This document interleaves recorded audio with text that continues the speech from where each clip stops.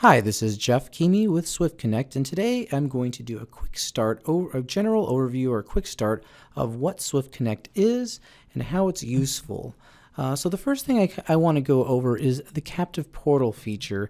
It's going to be the first thing that users of a network see when using Swift Connect.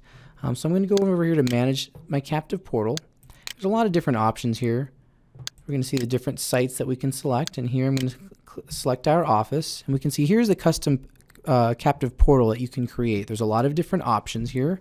These particular settings allow for 15 minutes of access with a lockout period of once per day. Now the purpose of that is that we don't want people on the Wi-Fi that aren't authorized, so we want temporary access for individuals. That way they can manage their devices on the network. So these 15 minutes is for them to log on to their device manager, authorize or whitelist one of their devices, whether it's a laptop or cell phone, and from there that device is now authorized and they can authorize other devices from the device that was just now authorized. So we're going to go ahead and go through some of that. We're going to go look at the controller integration here. Now this is how you tie Swift Connect's captive portal feature with your UniFi controller. We're going to select the site, and we can see the different options here. We're going to enter in our UniFi controller URL, the site ID, the version, the credentials for the UniFi controller, and then it's going to run some checks to make sure that your site is set up properly. It's going to make sure that the proper credentials are used. It's going to check to make sure the wireless guest broadcast is currently activated. It's going to check to make sure that the guest portal feature is activated, and it's going to make sure that you have the custom portal enabled so you can make edits to the portal.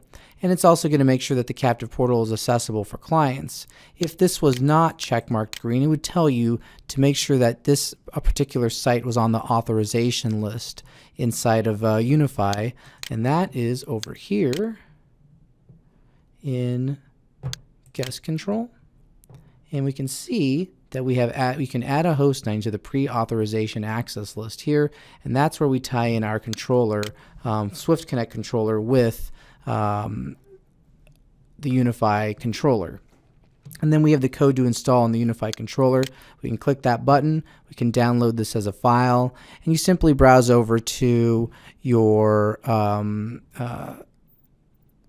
the place where you can make edits to the captive portal. You drop that file in, and your captive portal is now tied in with your Swift Connect software. I'm going to go ahead and connect to the guest network we have here in the office that's tied in already, and that's going to be, and then what's going to happen is that the splash page is going to load. And here it is. The splash page is just loaded, and this is the splash page that we can see over here via these settings. Now, I can either manage the access to my devices right away. So if I click on that, it's going to load up the Swift Connect panel, and I can log in now. And I was already logged in as an admin. Now I'm going to log in as a user. You can see I've logged in as a user. And now I can go in and add a couple devices that are now authorized on the network. Now this is there's a lot of different situations where this process can be very useful. We have found in apartment situations, some hotel situations, RV park situations, anywhere where you're trying to control the amount of devices a particular user has. This is where this system, this authorization process works really well. So now that I'm a user, I can add and subtract devices. I can add that first device, that second device, that third device. But once one device is authorized, we're good to go on that device as long as it's listed on your dashboard. So that would be one way of doing it. Now another thing that we have found is that when a user is initially being signed up for access to the network. So I'll go and bring up a user here. I'm just going to bring up a random user. So maybe this user was just now created. An email gets sent to that user so they can set up a password so they can manage their own account. Well, we found that there's times where someone may not have a cell phone with them to check their email to set up that account initially. So we want to give them temporary access to a lot of different popular email providers that are out there. And that's where this proceed button fits in. Get that captive portal load again. We have the proceed button here. So if they don't want to manage, so if they're not even to the point where they can manage access to their devices because they don't have a login, they'll click the proceed button, and from there they're going to have a list of buttons, and these buttons can be completely customized any way you want, but their intended use is for popular email providers. So one could be Google, Yahoo, AOL, Outlook Mail, whatever you want here, whatever's popular in your area. And generally, you set up these 6 different buttons, and that's going to usually cover most of the email providers that are out there, thereby circumventing the need for another device that has internet or LTE or cell phone to check their email, register their new account. So they'll be able to do it straight from the Wi-Fi in this process. And once they do that, then they'll be able to go back and set up their devices. So once the devices are set up, they will have access to complete access to the internet, and let's just say one device becomes obsolete. They've upgraded it; it's broken.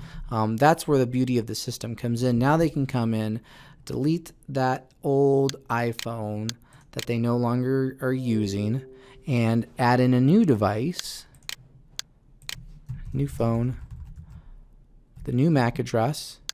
So they've whitelisted a new device now. That device will automatically be working on the network now instantly. So that's pretty much it for how the user accounts work and how they get set up.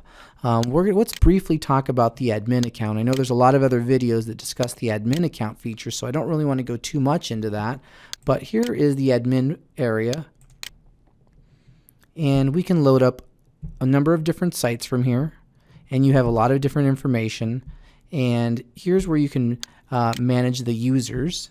So that particular user, let's just say that particular user that lives in Unit 101 at a certain property no longer is there. You could easily update the email address here for the new email for the new residence email that's there. Hit update that user. You can send them a request to reset password for that particular user, so that can happen here. And you can hit change password, and you can send the new link to that. Send the user a link that will allow them to choose their own password. You can set up the user's password right here. We generally recommend allowing them to set up their own password. First thing you would have to do is just make sure that email is updated properly. So this is the admin section. There is also a site admin section, and the difference between the two is the site or the admin or global admin, whichever term you prefer, will have access to all the sites on your dashboard, whereas the site admin is assigned to one particular site. So we can go into manage users, and let's just say you have a new manager that you want them to have access to a particular site. So you can set them up as a site admin, and then select the site that they're going to be able to control, and they'll basically have all the ability and functionality of a site of the global admin, but only for one particular site.